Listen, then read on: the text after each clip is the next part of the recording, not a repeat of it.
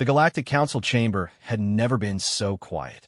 Ambassador HFY of the Veltar Confederacy watched as delegates from 47 different species sat in stunned silence. The holographic display in the center showed the same terrifying image that had haunted their nightmares for months. A massive swarm of dark ships moving like a plague across star systems, leaving nothing but empty space behind. The Devourers have consumed the Rigel system, announced High Chancellor Mordock, his three heads speaking in perfect unison. That makes 17 complete systems in the past galactic standard month. Our projections show they will reach the core worlds within 2 cycles. A ripple of fear passed through the assembly. The Devourers were unlike anything the galaxy had ever faced. They didn't conquer planets or enslave populations. They consumed everything: planets, stars, even the space dust between systems. Wherever they passed, the universe itself seemed to die. HFY's tentacles writhed nervously as she accessed her datapad. The Veltar had been among the first to encounter the Devourers 3 cycles ago. Her people's home system of Velterra Prime had been reduced to nothing more than empty void in a matter of days. She was one of only a few thousand survivors who had managed to escape in the final hours. Our combined fleets are useless against them, continued the High Chancellor. They absorb our energy weapons and turn our own technology against us.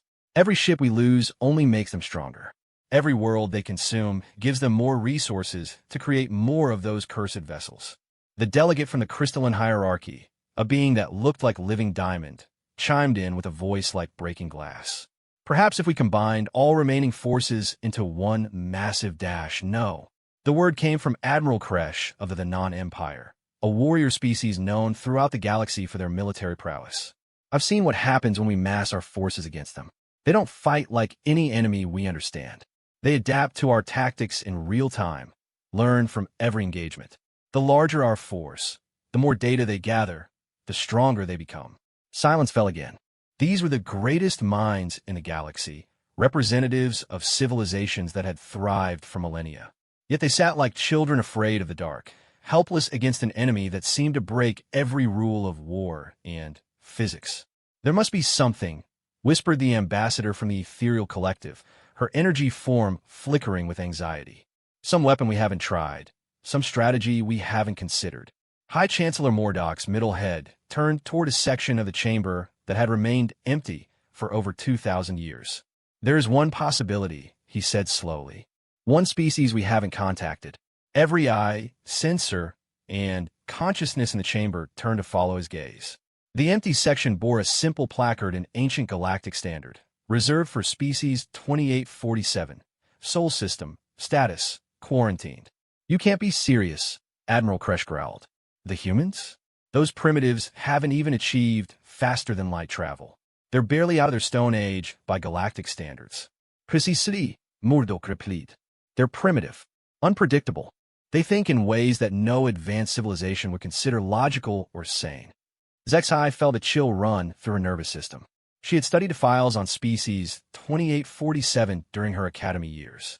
Humans were listed as a developing aggressive species with a recommendation for continued monitoring and non-interference.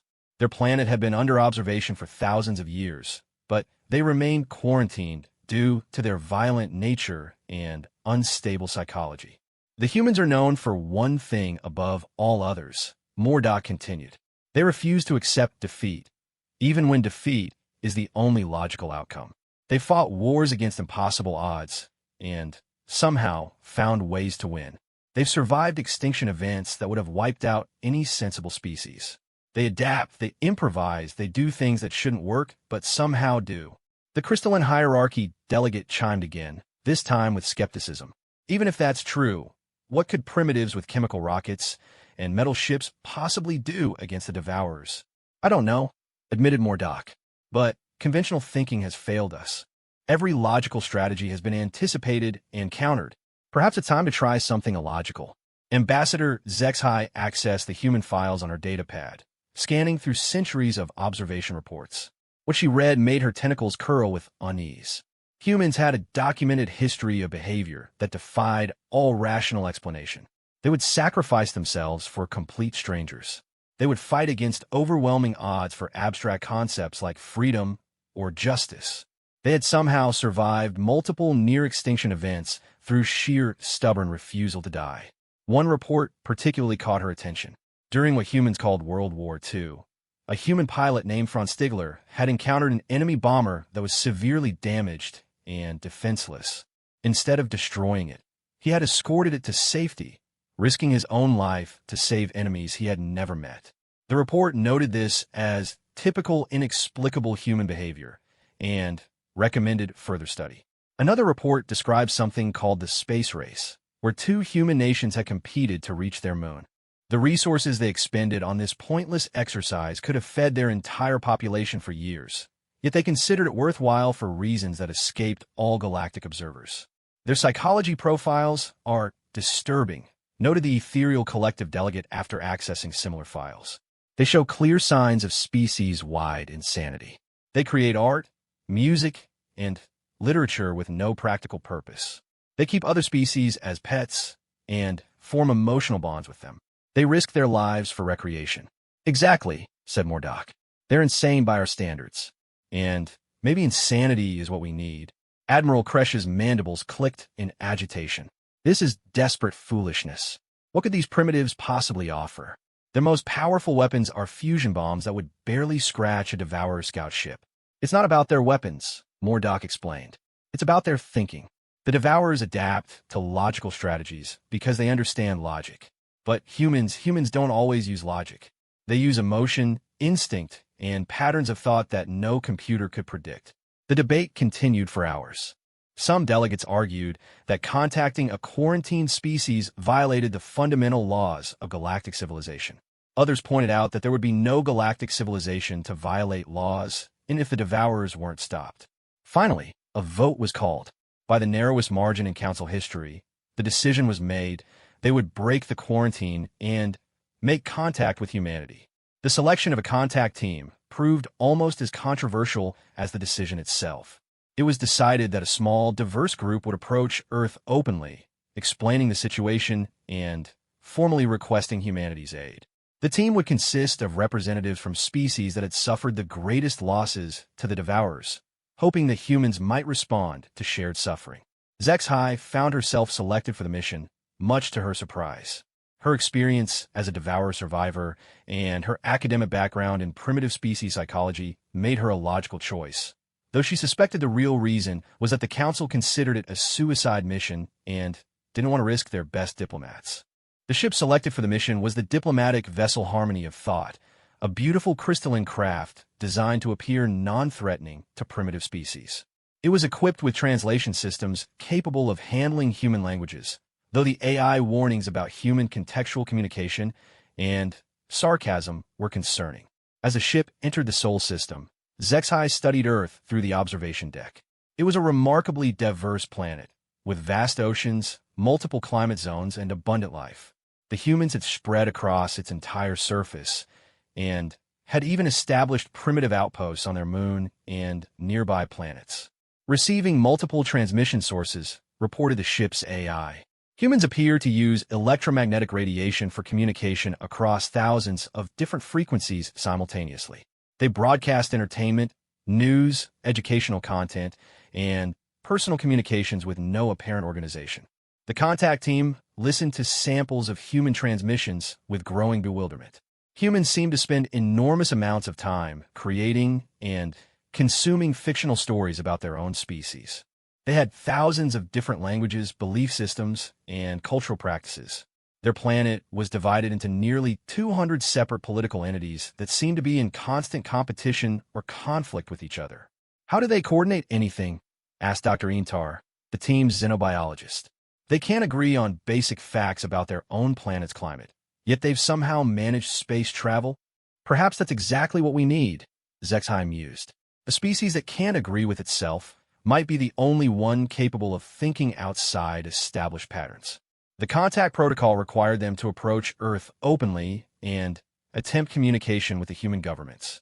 They chose to make contact near the humans' largest space station, a construction called the International Space Station that represented cooperation between several human nations. As Harmony of Thought materialized in Earth orbit, every human communication frequency suddenly went silent. Then, chaos erupted. Military forces on the surface went to high alert. Space-based telescopes turned toward their position. Within minutes, primitive nuclear-armed missiles were being prepared for launch. "They're going to attack us," observed Dr. Intar with what might have been admiration. "They see a single ship that could obviously destroy their entire planet, and their first instinct is to fight." "This is exactly what the psychological profiles predicted," Zexhai noted. "Most species would attempt communication or surrender when faced with obviously superior technology. Humans prepare for war." The AI managed to establish communication contact, broadcasting on multiple human frequencies simultaneously. The message was simple: "We come in peace. We require assistance. The galaxy is in danger." The response was immediate and overwhelming. Every human government, military organization, and even civilian groups began transmitting simultaneously. The cacophony was impossible to sort through, but certain patterns emerged. The humans wanted proof, evidence, explanations, and guarantees. They also wanted to know why they should help aliens who had never contacted them before. "At least they're not shooting at us yet," Dr. Intar observed. That changed an hour later when a human spacecraft approached their position. It was a crude vessel by galactic standards, little more than a metal tube with chemical thrusters, but it moved with purpose and precision. The humans aboard identified themselves as representatives of the United Nations and requested permission aboard. The contact team agreed, though they took precautions. Humans were known to be physically dangerous despite their primitive technology. When the airlock opened, 3 humans floated into their ship wearing bulky pressure suits that looked like primitive armor. The first human to remove their helmet was a middle-aged female with graying hair and intense blue eyes. She introduced herself as Dr. Sarah Chun, Secretary General of the United Nations. The 2 companions were military officers from different human nations, their body language suggesting they were prepared for trouble despite being completely outgunned. "You say the galaxy is in danger," Dr. Chun said without preamble. "Show us." Zexhai activated the holographic display, showing the spread of Devourer ships across the galaxy. She explained the situation as simply as possible: an enemy that consumed entire star systems, combined fleets that had proven useless, and a galactic civilization facing extinction. The humans listened in complete silence, their expressions unreadable. When the presentation ended, Dr. Chun asked only one question: "How long do we have?" "If current projections are accurate, the Devourers will reach this system within 18 standard months," Zexhai replied. The 3 humans exchanged glances, and something passed between them that the translation system couldn't interpret. Dr. Chin nodded slowly. "We'll need complete access to your historical data on these Devourers," she said. "Every engagement, every strategy that's been tried, every piece of information you have. We'll also need technical specifications for your ships, weapons, and defensive systems." Admiral Kresh's voice crackled through the comm system from the Galactic Council. "Absolutely not. Humans are a primitive species. Giving them access to advanced technology would violate every protocol." Dr. Chin's expression hardened. "Then, figure out yourselves," she said flatly. "You came to us for help, but you won't share the information we need to provide that help. That's not how cooperation works." The bluntness of the response shocked the contact team. Humans apparently didn't understand diplomatic courtesy or the proper respect due to superior civilizations. They simply stated their position and expected others to accept it. "You don't understand," Zexhai said carefully. "We're offering you a chance to join galactic civilization. This could be humanity's introduction to technologies beyond your imagination." "And you don't understand," Dr. Chin replied. "We don't care about your technology. We care about survival. Ours and apparently yours. You want our help? Then, treat us like partners, not pets." The negotiations continued for hours. The humans refused to commit to anything without complete information, while the galactic representatives struggled with protocols that had governed interspecies contact for millennia. Finally, a compromise was reached. The humans would be given limited access to Devourer engagement data, but not to advanced galactic technology. Dr. Chin agreed, but her final words before returning to Earth sent chills through the contact team. 18 months is plenty of time. We'll be ready." As the human vessel departed, Zexhai wondered what they had just unleashed. The files on human psychology suggested that this species was capable of things that defied all logical prediction. They had survived ice ages, asteroid impacts, and their own violent nature through sheer adaptability and refusal to accept defeat. Perhaps the galaxy's greatest hope lay not in advanced technology or superior firepower, but in the chaotic, unpredictable, and utterly insane minds of humanity. As the harmony of thought prepared to return to the Council with humanity's response, Zexhai couldn't decide whether she felt hope or terror.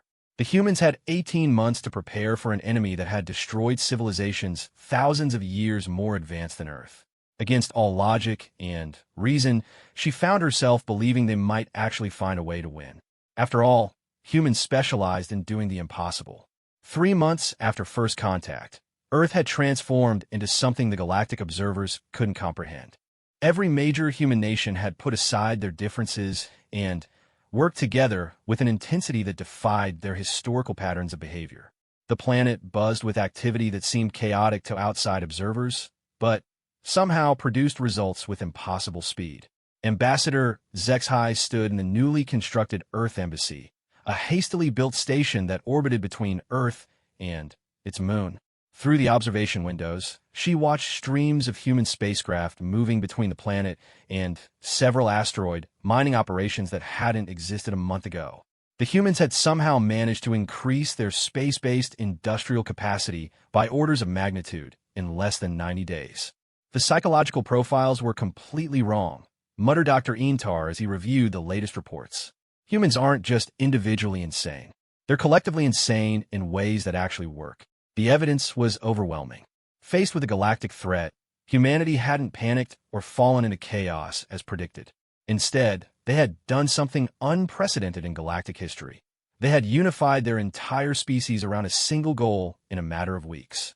General Morrison, the human military liaison assigned to the embassy, entered the observation deck carrying a datapad that looked primitive compared to galactic technology, but somehow contained more actionable intelligence than the Council supercomputers had produced in months. Dr. Chen wants to brief you on our initial analysis, he said. Fair warning, you're not going to like what we found. The briefing room was purely functional in the human style, with no decorative elements or comfortable seating arrangements that other species preferred. Humans apparently believed that comfort interfered with thinking, another psychological quirk that baffled galactic observers. Dr. Chun stood before a large display showing tactical analyses that the humans had compiled from the limited Devourer engagement data. What they had discovered was both brilliant and terrifying in its implications. Your fleets have been fighting the wrong enemy, she announced without preamble. You've been treating the Devourers like a conventional military force, but they're not. They're a post-scarcity civilization that's achieved perfect efficiency. Zexai's tentacles curled in confusion. I don't understand. They consume everything in their path. How is that efficient? Because they waste nothing, Dr. Chen explained, manipulating the display to show Devourer ship movements. Every engagement you've had with them follows the same pattern. They probe your defenses, analyze your tactics, then apply the minimum force necessary to achieve victory. They don't destroy your ships unless they have to. They capture and convert them. General Morrison stepped forward, his expression grim.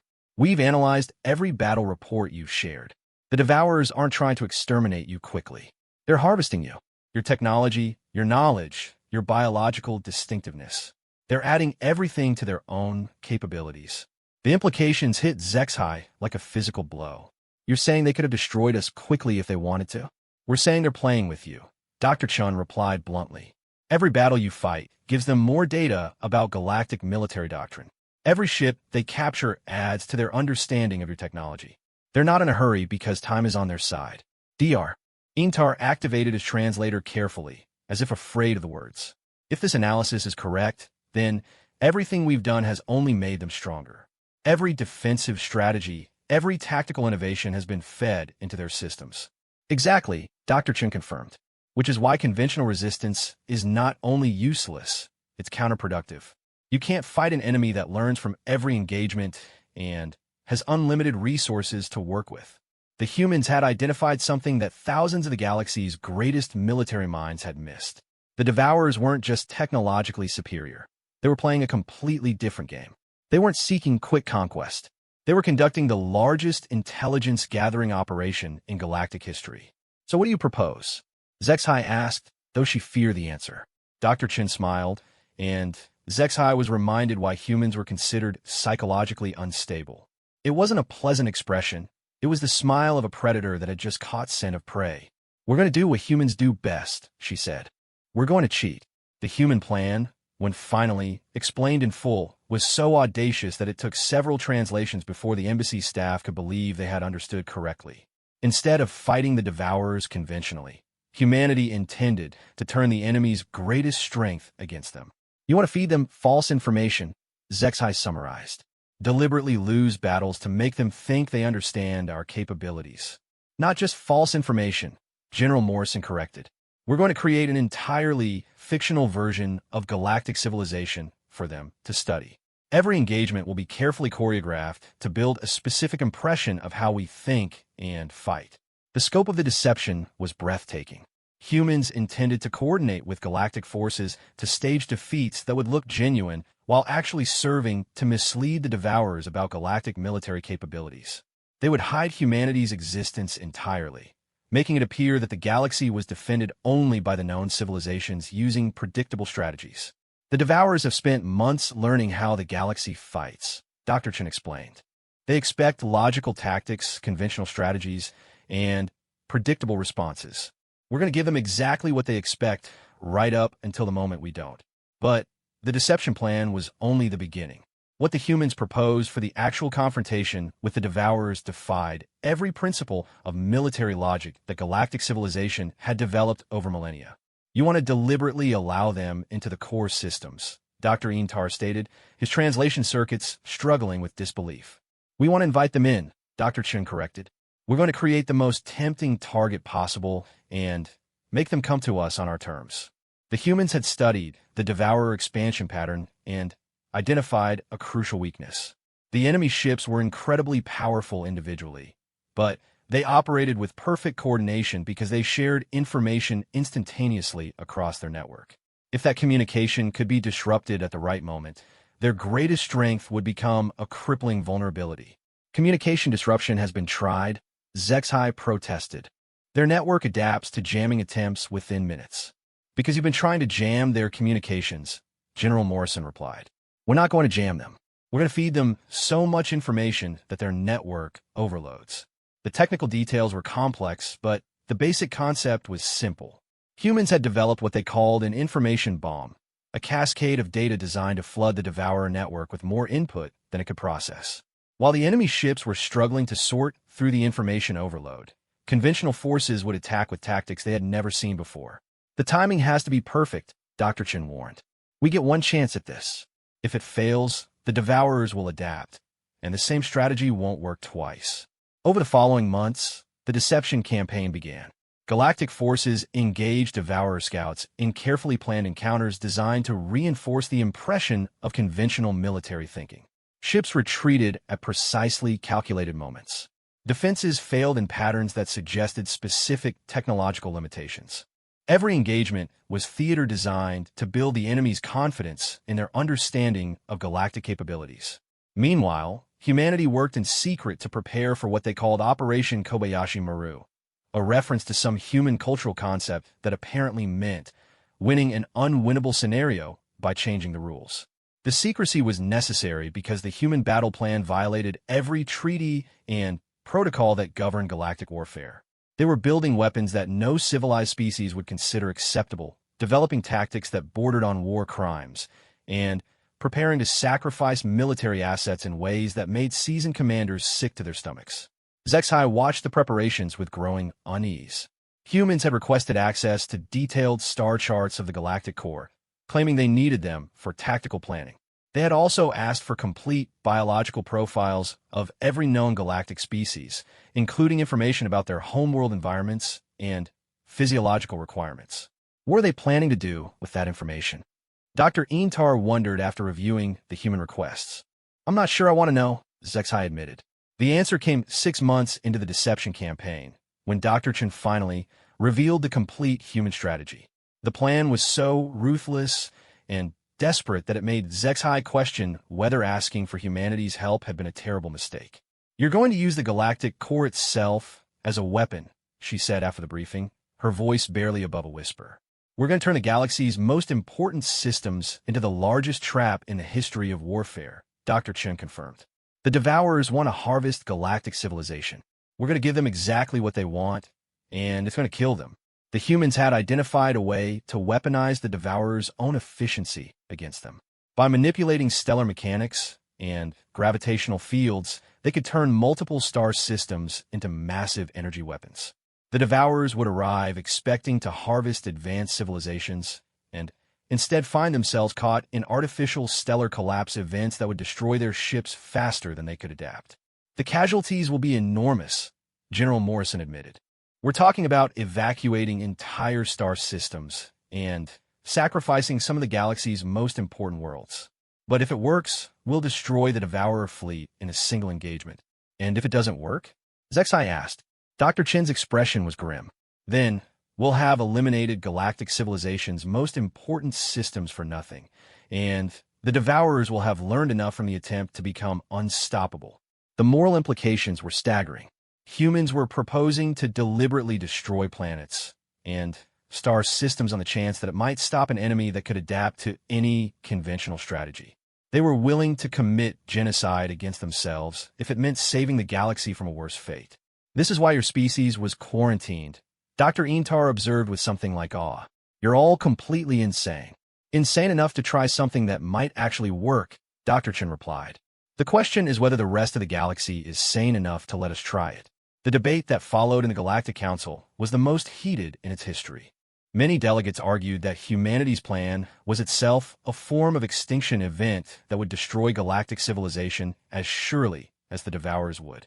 Others pointed out that conventional strategies had already failed and that desperate times called for desperate measures. In the end, the decision came down to a simple question.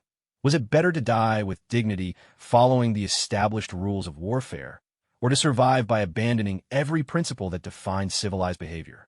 The vote was closer than anyone expected, but ultimately the Council approved the human plan. Evacuation of the core systems began immediately, while human technical teams started the complex process of turning stars into bombs. As Zexai watched the preparations, she couldn't shake the feeling that they had awakened something terrible in their desperate attempt to save themselves. Humans didn't just think outside conventional patterns, they existed outside them entirely. They were willing to sacrifice anything, including their own moral principles, if it meant achieving their goals. I hope we're making the right choice, she told Dr. Chen during one of their final planning sessions. So do I, Dr. Chen replied. But, right or wrong, it's the only choice we have left. The Devourers continued their advance, unaware that they were flying into the most elaborate trap in the history of warfare. In 12 months, they would arrive at the galactic core, expecting to harvest the galaxy's most advanced civilizations. Instead, they would discover what happened when humanity was given 18 months to prepare for war. The galaxy held its breath and waited to see whether human insanity would prove to be salvation or just another form of extinction. The evacuation of the galactic core was the largest humanitarian operation in recorded history. Across 17 star systems, entire civilizations packed their most precious possessions and abandoned worlds their species had called home for millennia. The logistics were staggering. Billions of beings needed transport to temporary settlements, while their homeworlds were converted into components of humanity's impossible weapon. Ambassador Zexai stood in the command center of the mobile station New Harmony, watching evacuation ships stream away from COR Thack Prime, one of the galaxy's oldest and most beautiful worlds. The planet's crystalline cities caught the light of its binary suns, creating rainbow patterns that had inspired art throughout the galaxy for thousands of years. In 72 hours, those same suns would be artificially destabilized, turning the entire system into a massive fusion bomb. The COR Thack delegation is requesting one more day, reported Commander Velnix, his emotional dampeners unable to completely hide his distress. They want to perform traditional blessing ceremonies at their ancestral sites. Dr. Sarah Chun, who had become the unofficial coordinator between human forces and galactic evacuation efforts, shook her head firmly. Negative. The stellar manipulation sequence starts in 60 hours. Anyone still in the system after that deadline will die. The bluntness of human communication continued to shock galactic representatives, but Over the past months, they had learned that humans never said anything they didn't mean. When Dr. Chen said someone would die, it wasn't a threat or negotiation tactic. It was simply a statement of fact. Perhaps we could delay the sequence by a few hours, suggested Captain Morvan of the Ethereal Collective. The cultural significance of these ceremonies to the COR THAC cannot be understated. The cultural significance will be meaningless if the Devourers harvest their entire species, Dr. Chen replied. The timeline is non-negotiable. The Devourer Advanced Fleet will reach the outer marker systems in 14 days. Every element of our trap must be in place and ready. Zexai had spent months observing human behavior, and she was still amazed by their ability to make decisions that would haunt any other species for generations. Humans seemed capable of compartmentalizing the emotional impact of their choices in ways that allowed them to function despite the moral weight of what they were doing. The Veltar archives have been successfully uploaded to the backup systems, she reported, consulting her datapad. Our entire cultural database, 10,000 years of art, literature, and historical records is now stored in quantum matrices aboard the refugee fleet. Dr. Chen nodded absently. Her attention focused on tactical displays showing the complex orchestration required to turn star systems into weapons. Good. What about the non-war colleges? Evacuated as of 6 hours ago, reported General Morrison via the communication link. Admiral Kresh was resistant to abandoning their military installations, but he finally accepted the necessity. The transformation of the galactic core into a trap required more than just evacuating civilians. Strategic installations, military bases, and research facilities that had taken centuries to build were being abandoned or deliberately destroyed to maintain the illusion that the core systems remained vital targets for Devourer harvest operations. Phase 1 is complete, announced Dr. Chun, manipulating the holographic display to show a tactical overview of the 17 target systems. All stellar manipulation devices are in position and calibrated. Phase 2 begins at 0800 tomorrow. Phase 2 was the part of the human plan that made even the most hardened military commanders uncomfortable. To maintain the deception that had been carefully built over months, human forces would begin staging what appeared to be desperate defensive preparations throughout the core systems. The Devourers needed to believe that galactic civilization was making its last stand in its most important territory. The theater of war, General Morrison had called it during the planning stages. We're putting on a show for an audience that can read our every move and analyze our every decision. The performance has to be perfect. The performance involved positioning genuine military assets throughout the core systems in patterns that would suggest realistic defensive strategies. Ships, orbital platforms, and weapon emplacements were arranged to look like a desperate but conventional last stand. The Devourers would see exactly what they expected, a technologically advanced but predictably logical enemy making their final defense of their most precious territory. What they wouldn't see was the network of hidden devices that would turn those same star systems into the largest directed energy weapons ever conceived. When activated simultaneously, the artificial stellar collapses would create a cascade of gravitational disruption and energy release that would tear apart space itself across multiple light years. The energy calculations still concern me, admitted DR. Intar, reviewing technical specifications that pushed the boundaries of theoretical physics. If the cascade effect is even slightly more powerful than projected, the disruption could propagate beyond the target area. Dr. Chin's expression didn't change. How far beyond? Potentially affecting outlying systems with inhabited worlds. The gravitational shock waves alone could disrupt planetary orbits throughout this spiral arm. Acceptable risk, Dr. Chun stated flatly. The alternative is guaranteed extinction for all galactic life. This was perhaps the most alien aspect of human psychology that Zexai had encountered. Other species struggled with difficult choices, weighing moral implications and seeking compromise solutions. Humans simply identified the optimal outcome and accepted whatever costs were necessary to achieve it, no matter how terrible those costs might be. The Devourer advanced scouts have been detected at the Rigel Beacon, reported the communication officer. They're proceeding along the expected route, but their scanning patterns suggest increased caution. They're learning to be suspicious, General Morrison observed. The deception campaign has been successful, but they're starting to question why our defensive preparations seem so convenient. This had been anticipated in the human planning. The Devourers had consumed enough galactic territory to understand normal military psychology. If the core systems appeared too easy to attack, they would suspect a trap.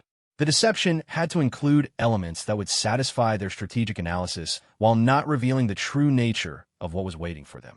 Initiate Contingency Protocol 7, Dr. Chun ordered. Make them work for their intelligence. Contingency Protocol 7 involved staging a series of accidents and security breaches that would allow Devourer scouts to capture apparently classified information about galactic defensive preparations. The information was real enough to pass detailed analysis, but carefully crafted to reinforce the impression that galactic forces were preparing for a conventional siege defense. Over the following days, Devourer scouts intercepted communications about ammunition stockpiles, discovered hidden supply depots, and captured isolated outposts whose personnel revealed detailed information about defensive strategies under interrogation. Every piece of intelligence was designed to build a specific picture of how galactic forces intended to fight their last battle. "They're taking the bait," reported Admiral Kresh from the monitoring station. "Devourer formations are adjusting their approach patterns based on the intelligence they've gathered. They're preparing for exactly the kind of defense we want them to expect." The irony was not lost on any of the observers. After months of being consistently outmaneuvered by an enemy that seemed to anticipate their every move, galactic forces were finally succeeding at deception. But the success came entirely from following human guidance and accepting human methods that violated every principle of honorable warfare. "We're lying to them about everything," Captain Morven observed during one of the daily briefings. "Our capabilities, our intentions, even our basic psychology. Is this how humans always fight?" "Humans fight to win," Dr. Chen replied. "Honor is meaningless if you're dead. Treaties don't matter if your civilization is extinct. The Devourers chose to make this a war of survival. We're simply better at survival than they anticipated." As the days passed, the scope of human preparation became clear to the galactic observers. Humanity wasn't just coordinating the stellar weapons or managing the deception campaign. They had prepared for every possible contingency, including scenarios that no one else had even considered. Hidden throughout the galaxy were backup plans, secondary weapons, and alternative strategies that could be activated if the primary plan failed. Human forces had distributed survival caches for key personnel, established redundant communication networks, and even prepared protocols for continuing the war if Earth itself was destroyed in retaliation. "You're planning to keep fighting even if your homeworld is eliminated," Zexhai realized during one planning session. "We're planning to keep fighting until either we're extinct or they are," Dr. Chen confirmed. "That's what this kind of war requires. Anything less than total commitment guarantees failure." The final week before the Devourer arrival was marked by an eerie calm. Evacuation was complete, weapons were positioned, and the massive stellar manipulation devices were armed and ready. Across 17 star systems, automated systems waited for the signal that would turn suns into bombs and planets into shrapnel. "All stations report ready," General Morrison announced during the final briefing. Phase 3 is go for execution.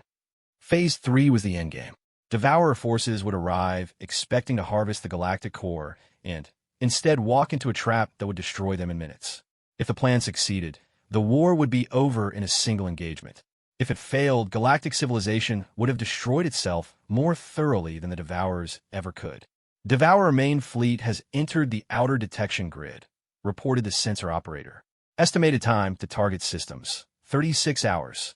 Dr. Chun stood before the tactical display, watching enemy formations approach with the same calm expression she had worn throughout months of preparation. Around her, representatives of dozens of galactic species monitored systems that would determine the fate of their civilizations. "All units maintain position until my signal," she ordered. "No one moves, no one fires, no one breathes heavily until I give the word. We're going to let them get close enough to taste victory before we show them what humans do to bullies." The waiting began. Across the galaxy, millions of beings held their breath as the largest military force in known history approached what would either be their greatest triumph or their final defeat. The Devourers came forward confident in their superiority, unaware that they were flying into a trap designed by the one species in a galaxy crazy enough to turn star systems into weapons. In the command center, Dr. Chun watched the approaching fleet and smiled the predatory smile that had terrified Zexhai during their first meeting. Humanity had been given 18 months to prepare for war, and they had used every minute of it. Now it was time to show the galaxy what happened when someone threatened humanity's friends. The Devourers were about to learn why some species should never be awakened. The Devourer fleet emerged from hyperspace like a plague of locusts, their ships so numerous that they blotted out entire sections of stars. Ambassador Zexhai watched the tactical display in horrified fascination as thousands upon thousands of vessels materialized throughout the galactic core systems. Each ship was a kilometer-long masterpiece of predatory design, all angles and weapon ports and sensor arrays that could dissect a planet's defenses from light years away. "Sweet merciful void," whispered Dr. Intar, his translator struggling with his emotional state. "There are so many of them." The numbers were staggering. Intelligence estimates had suggested the Devourer fleet might consist of several thousand ships, but what arrived was closer to 50,000 vessels of various configurations.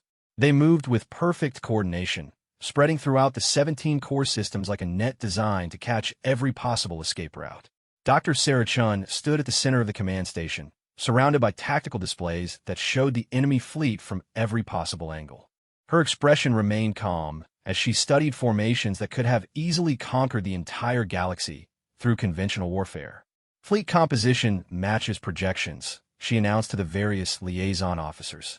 "Heavy harvesters in the outer positions, combat units forming the primary advance, support vessels maintaining communication networks.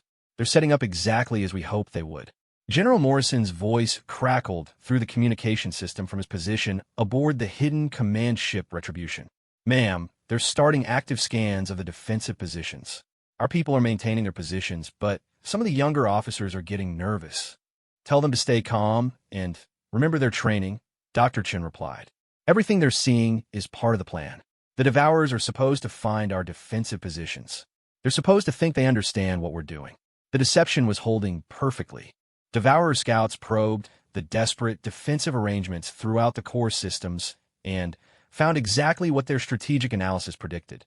Heavily fortified positions around major planets, weapon platforms clustered near important installations, and fleet formations that suggested conventional siege warfare tactics.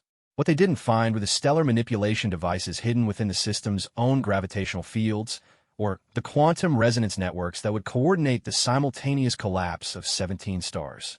Human engineering had created weapons that existed in dimensions the Devourers hadn't learned to scan for.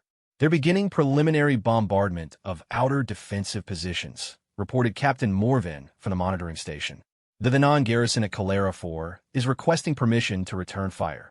"Negative," Dr. Chin replied firmly. "All units maintain passive defense only. Let them think they're winning easily."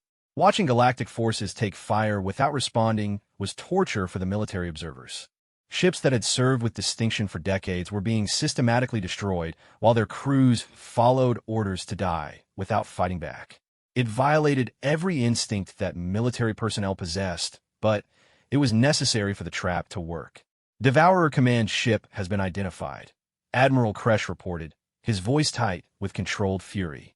"Massive vessel, 10 kilometers in length, positioned at the center of their formation in the Altair system, heavily shielded and surrounded by escort vessels." Dr. Chun studied the tactical readout of the Devourer Command ship. It was a magnificent and terrifying sight, a mobile city that served as the brain of the entire enemy fleet. Every piece of intelligence gathered from months of galactic warfare was processed within that ship, and every tactical decision was transmitted from its command centers to the thousands of vessels under its control. "Perfect," she said with satisfaction. "They brought their whole command structure into the kill zone. When we spring the trap, we'll get their entire leadership in one stroke." "Dr. Chun," Zexhai said carefully, "the casualties from this engagement will be enormous. Millions of beings on both sides will die in the next few hours. Are you certain that there's no way to resolve this through negotiation?" Dr. Chun turned to look at her, and for a moment her human mask of calm professionalism slipped. Underneath, Zexhai glimpsed something that might have been grief or fury or a combination of emotions that the translator couldn't interpret. "The Devourers had months to negotiate," Dr. Chun said quietly. They chose to consume 17 star systems and kill billions of innocent beings. They chose to threaten the existence of every thinking species in the galaxy. We didn't start this war, but we're going to finish it. The human ability to compartmentalize emotion while making terrible decisions continued to amaze and disturb the galactic observers. Dr. Chen clearly understood the moral weight of what was about to happen, but she carried that weight without allowing it to interfere with her tactical judgment. Enemy fleet has reached optimal positioning, General Morrison reported. All Devourer vessels are within the kill zone. Stellar manipulation devices show green across all 17 systems. We are go for Operation Kobayashi Maru. Dr. Chen took a deep breath and activated the command override that would give her direct control over every human asset in the galaxy. All stations, this is command. Execute Operation Kobayashi Maru. Light them up. What happened next violated every law of physics that galactic civilization thought understood. Across 17 star systems simultaneously, hidden devices activated and began forcing stellar matter into impossible configurations. Nuclear fusion rates increased exponentially as gravitational fields were artificially manipulated, causing the stars themselves to begin collapsing into weapons of unimaginable power. The effect was not instantaneous. The Devourers had several minutes to realize that something was catastrophically wrong before the stars began to explode. Those minutes were filled with desperate transmissions as enemy ships tried to understand what was happening to the laws of nature around them. Devourer fleet is attempting emergency hyperspace jumps, reported the sensor operator. Negative on escape vectors. The gravitational distortions are preventing faster-than-light travel throughout the target zone. That had been the most crucial element of the trap. The stellar collapses were designed not just to destroy enemy ships, but to create gravitational anomalies that would prevent escape. The Devourers were trapped in normal space while the universe itself was turned into a weapon against them. Information bomb deployment in 3, 2, 1, execute, Dr. Chen ordered.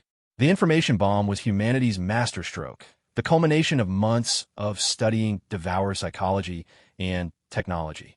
Instead of trying to jam enemy communications, human systems began broadcasting torrents of data directly into the Devourer network. Technical specifications, tactical manuals, cultural databases, and mathematical proofs flooded their communication systems faster than any computer could process.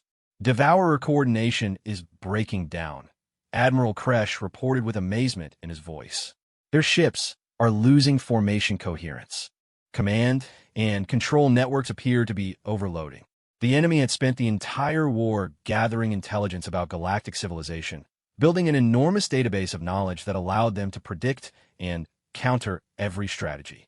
Now that database had become their weakness as human-designed viruses used their own curiosity against them, forcing their systems to process contradictory information that created cascading logic failures. First stellar collapse in 30 seconds announced the automated countdown system. Through the observation ports, Zexhai watched the impossible sight of a star dying on command. The surface of the nearest sun began to fluctuate wildly as its internal structure was forced into an unstable configuration.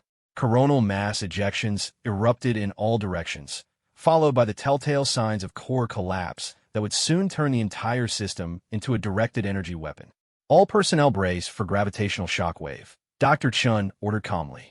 The first star exploded with the force of a directed supernova, its death throes focused by gravitational manipulation into a beam of pure destruction that swept through the enemy fleet like a cosmic scythe. Devourer ships simply ceased to exist as they were caught in energies that turned matter itself into plasma. But one stellar collapse was only the beginning. The 17 systems had been chosen and prepared so that their destruction would create a cascade effect, each explosion triggering gravitational resonances that would amplify the destruction across multiple light years. Within minutes, the entire galactic core became a storm of artificial stellar deaths that consumed everything within their reach. Secondary collapses initiating, reported General Morrison, his voice barely audible over the static caused by gravitational interference. Cascade effect is propagating as calculated. The entire Devourer fleet is caught in the destruction wave. Through the chaos of electromagnetic interference and spatial distortion, Sensor readings showed thousands of enemy ships being torn apart by forces they couldn't understand or escape. The perfect coordination that had made them invincible became their downfall as ships tried to execute maneuvers in gravitational fields that changed faster than their computers could calculate. Devourer command ship is attempting to establish emergency communication, the communications officer reported. They're transmitting on all frequencies, including some we've never seen before. Dr. Chin's expression hardened. Put it through. Let's hear what they have to say. The transmission was chaotic, filled with static and interference from the gravitational storms surrounding the dying stars. But through the noise came a voice unlike anything in galactic records. Multiple tones speaking simultaneously, creating harmonies that suggested a collective intelligence rather than an individual speaker. Unknown species, the voice said in perfect galactic standard, though the translator seemed to struggle with the complexity of the communication. You have exceeded all projections. This level of strategic thinking was not anticipated from organic beings. We acknowledge tactical superiority. Dr. Chin stepped forward, her voice carrying clearly despite the chaos surrounding them. This is Dr. Sarah Chun, representing humanity and the Galactic Alliance. You chose to threaten our friends. That was a mistake. Humanity, the voice repeated, and somehow the translator conveyed surprise despite the alien nature of the speaker. Species designation 2847. Quarantined for psychological instability. Your files indicated primitive development status. Our files are out of date, Dr. Chun replied coldly. Surrender now, and we might let some of you live long enough to update them. There was a pause filled only with the static of dying stars. When the Devourer voice returned, it carried something that might have been respect or fear. Survival probability for our forces has dropped below acceptable parameters, the voice admitted.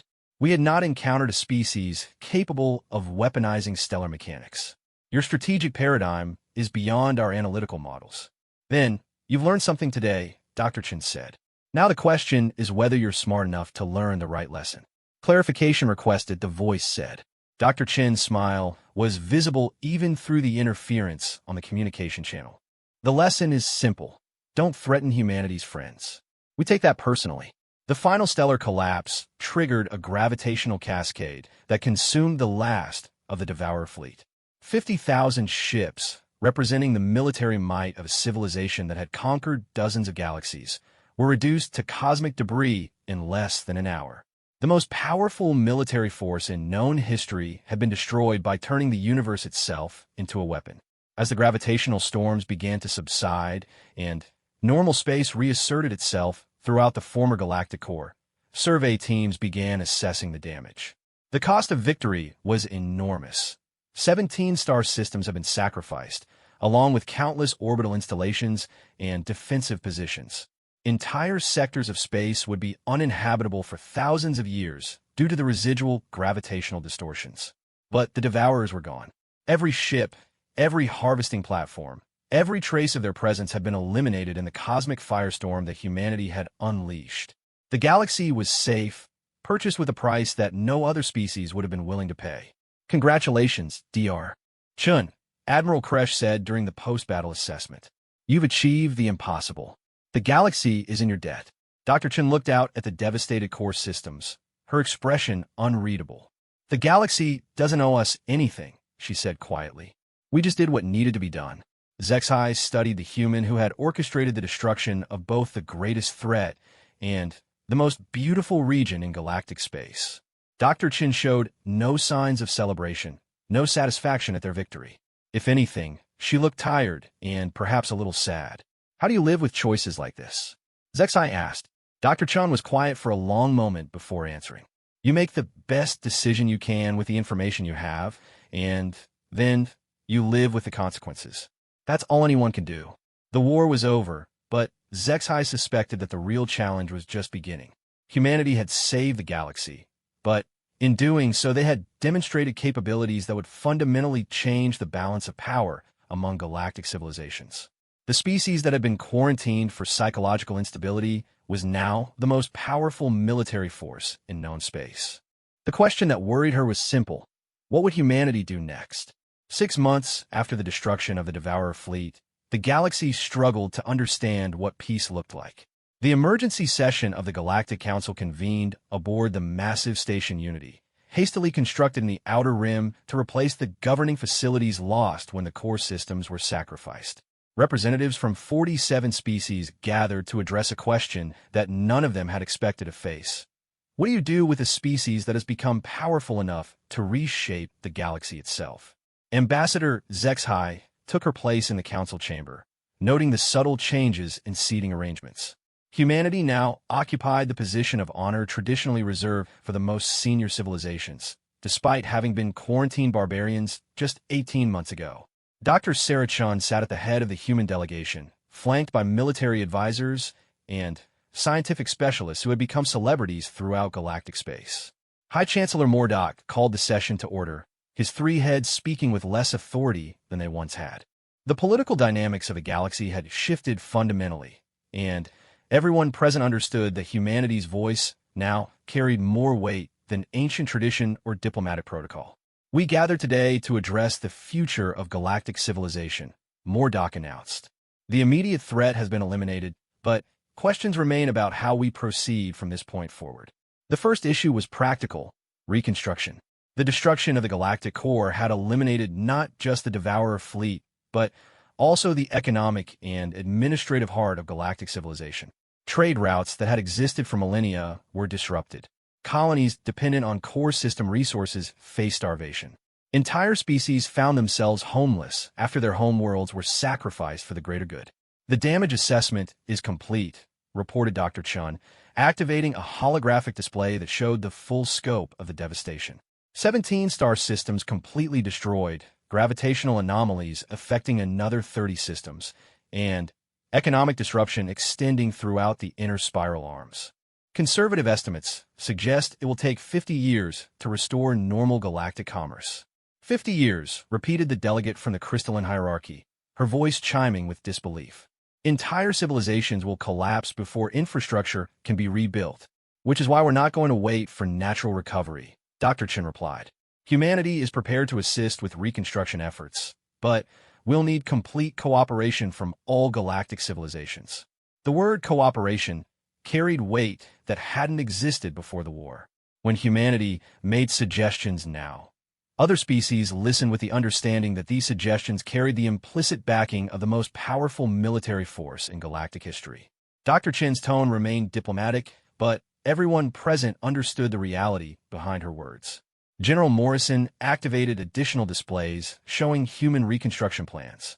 We're prepared to provide advanced manufacturing capabilities, stellar engineering expertise, and logistical coordination for the rebuilding effort. Our estimates suggest we can reduce the recovery time to less than 10 years. At what cost? Asked Admiral Koresh, his mandibles clicking with suspicion. Humanity doesn't strike me as particularly altruistic. Dr. Chin smiled, and HFY was reminded once again why that expression had initially terrified her. The cost is simple: integration. The old galactic civilization failed catastrophically when faced with an existential threat. We're not interested in rebuilding the same system that nearly got everyone killed. The implications of humanity's proposal gradually became clear as the briefing continued. They weren't offering to restore the galactic status quo. They were proposing to restructure galactic civilization entirely, with human military doctrine, human technological standards, and human strategic thinking integrated into every aspect of interstellar society. You're talking about conquest, observed the delegate from the ethereal collective, her energy form flickering with agitation. Forcing your values and methods on civilizations that have existed for millennia. We're talking about survival, Dr. Chin corrected. The Devourers weren't the only threat out there. They were just the first. The universe is full of dangers that traditional galactic thinking can't handle. If you want to survive the next crisis, you need to learn to think like survivors. Dr. Intar leaned forward, his translator working overtime to convey his confusion. What other threats? Our long-range surveys show no signs of hostile civilizations comparable to the Devourers. That's because you're thinking conventionally, General Morrison replied. Hostile civilizations aren't the only threat to galactic survival. What happens when the next gamma ray burst is aimed at inhabited systems? What about rogue artificial intelligences, dimension-spanning parasites, or time-traveling conquerors? The universe is actively trying to kill us in ways your science hasn't even imagined yet. The human perspective on galactic threats was both comprehensive and terrifying.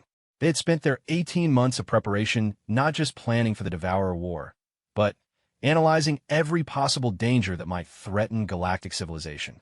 Their conclusions suggested that advanced civilizations faced constant existential risks that could only be managed through military vigilance and strategic thinking that prioritized survival over comfort. "You're proposing to militarize the entire galaxy," HFY said slowly. "Turn every species into soldiers preparing for wars that may never come." "We're proposing to give every species the tools they need to survive," Dr. Chen replied. "Military capability is just one element. You also need industrial resilience, technological redundancy, and social structures that can function under extreme stress.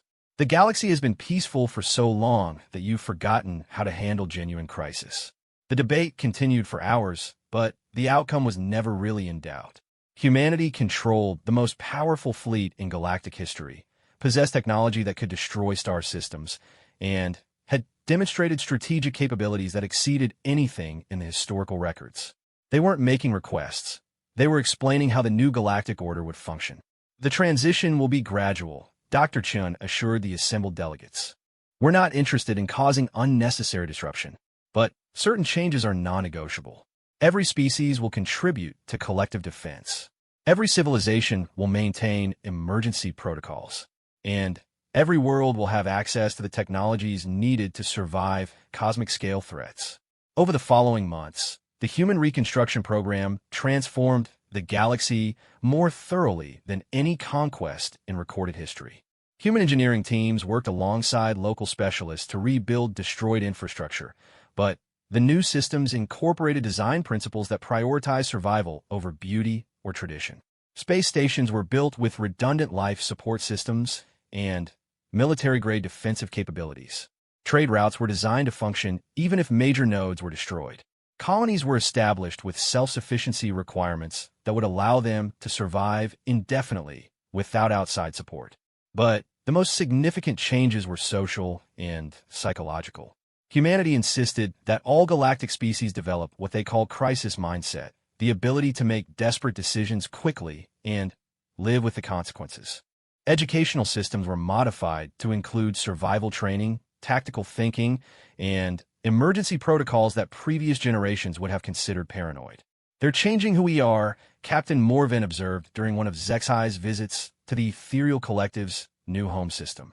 "Our children learn human warfare tactics alongside their traditional studies. Our artists create works inspired by human concepts of heroic sacrifice. We're becoming more like them.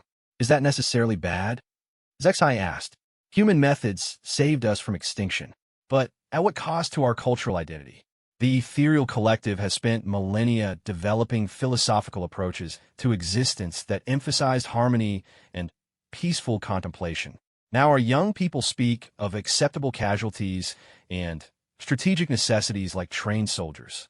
The transformation was indeed comprehensive. Species that had never considered military applications found themselves developing weapons technologies. Civilizations built on philosophical contemplation began incorporating human strategic doctrine into their decision-making processes. The galaxy was becoming more efficient, more resilient, and more dangerous. Yet there were benefits that even the most skeptical observers couldn't deny. Interstellar communication networks were faster and more reliable than ever before. Economic systems functioned with redundancy that prevented cascade failures. Scientific research proceeded at unprecedented rates as human analytical methods were applied to galactic problems. "We're stronger than we've ever been," admitted Admiral Kresh during a private meeting with HFY. "Our fleets are better organized, our logistics are more efficient, and our tactical capabilities have improved by orders of magnitude. I should be celebrating, but ZHY film pet. But we're not the same species we were 2 years ago. The Venon Empire was built on codes of honor that emphasized individual valor and glorious death in battle. Human warfare is about winning at any cost, using whatever methods are necessary. Our young warriors train in deception, information warfare, and strategic sacrifices that would have been considered cowardly by previous generations. The philosophical implications were staggering. Humanity hadn't conquered the galaxy through military force, but they were reshaping it through the irresistible logic of survival. Their methods worked, their technologies solved problems, and their strategic thinking prevented disasters. Resisting human influence meant accepting greater risks and inefficiencies that could prove fatal when the next crisis arrived. Dr. Chen wants to see you, General Morrison informed HFY during one of her visits to the human embassy. Something about a new project she thinks you'd find interesting. HFY found Dr. Chen in the observatory, studying star charts that covered regions far beyond the galactic rim. The displays showed survey data from probes that had been launched into intergalactic space, searching for threats that might not become visible until they were too close to stop. "We've been thinking about expansion," Dr. Chen said without preamble. "The galaxy is secure for now, but that's only a temporary condition. Real security requires controlling our environment beyond the local cluster." The scope of human ambition was breathtaking. They weren't content to defend galactic civilization. They wanted to expand it throughout the local group of galaxies, establishing human-trained colonies that could serve as early warning systems and strategic reserves for threats that might emerge from the cosmic deep. "You're talking about colonizing other galaxies," HFY said, her voice filled with awe and trepidation. "We're talking about ensuring that galactic civilization survives whatever the universe throws at us next," Dr. Chen corrected. The Devourers weren't unique. They were just the first. There are things out there that make them look like a minor inconvenience. Dr. Chen activated new displays showing theoretical threats that human scientists had identified. Reality-eating parasites from parallel dimensions, entropy-based life forms that consumed order itself, and intelligence networks that spanned multiple universes. The scope of potential dangers was so vast that it made the Devourer invasion look like a local police action. "This is our future," Dr. Chen explained. "Constant vigilance against threats that most species can't even imagine. Expansion into hostile environments where every mistake means extinction. Wars fought on scales that dwarf anything in galactic history. And through it all, the absolute commitment to survive no matter what the cost." HFY studied the human who had saved galactic civilization and wondered whether she was looking at humanity's greatest hero or its most dangerous monster. Perhaps the distinction was meaningless. Dr. Chen and her species had done what was necessary to prevent extinction, and they were prepared to continue doing what was necessary for as long as threats existed. "What happened to the species that contacted us originally?" HFY asked. "The humans who existed before the war." Dr. Chen was quiet for a long moment, her expression unreadable. "We became what we needed to become," she said finally. "The galaxy needed saviors who could make impossible choices and live with the consequences. So that's what we became." The answer was both honest and terrifying. Humanity had transformed itself as thoroughly as they were transforming galactic civilization. They had chosen to become something harder, colder, and more capable of surviving in a universe that actively tried to destroy everything they cared about. "Do you ever regret it?" HFY asked. "Becoming what you are now." Dr. Chen looked out at the stars, her reflection ghosted in the observation window. "Regret is a luxury that extinct species can't afford," she said. "We made the choices that kept everyone alive. That's enough." As HFY left the human embassy, she reflected on the galaxy's transformation. Humanity had indeed saved them from extinction, but in the process they had remade galactic civilization in their own image. The universe was safer now, more prepared for the threats that lurked in the cosmic dark. But it was also harder, more militarized, and more willing to accept terrible costs for strategic advantages. Perhaps that was the price of survival in a universe where extinction loomed constantly on the horizon. Humanity had shown them what was necessary to keep living when everything wanted to kill you. The galaxy had summoned humanity in desperation, and humanity had answered with the absolute commitment to survive. Now they all had to live with the consequences of that choice, for better or worse, until the heat death of the universe finally silenced the last star. But at least they would be alive to see it. 7.